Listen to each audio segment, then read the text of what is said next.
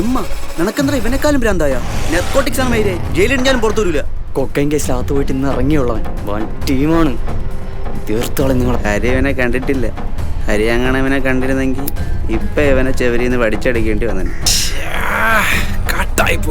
നിന്നെ പോലെ ഉറപ്പില്ലാത്തവന്മാർക്ക് പറഞ്ഞിട്ടുള്ള പണിയല്ല അത്.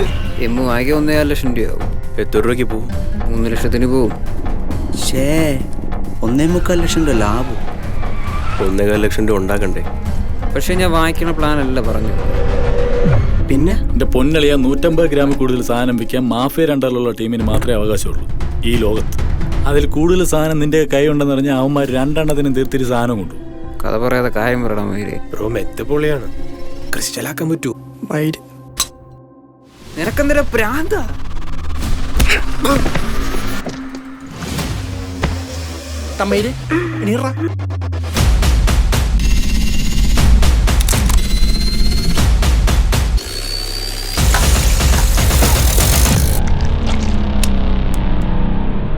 പെട്ടെന്ന് പറഞ്ഞേടാ, നീ ഇല്ലാണ്ട് എനിക്ക് പറ്റില്ല.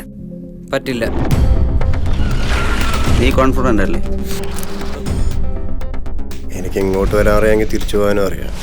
അതിന് നീ എന്നെ എടുത്തോണ്ട് പോകണ്ട മയിരേ.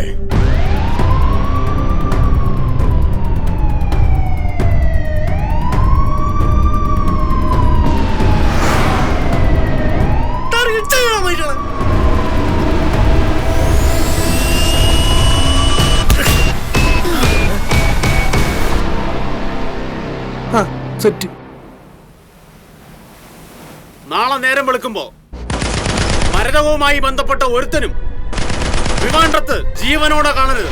എങ്ങനെ പഠിച്ചെന്ന് ചേച്ചി അറിയണത്, ആരും അറിയണത്, എന്തെങ്കിലും ചെയ്യണം. ഒന്നും മിണ്ടായില്ലടാ മയിരേ, നിനക്കൊന്നും പറ്റില്ല.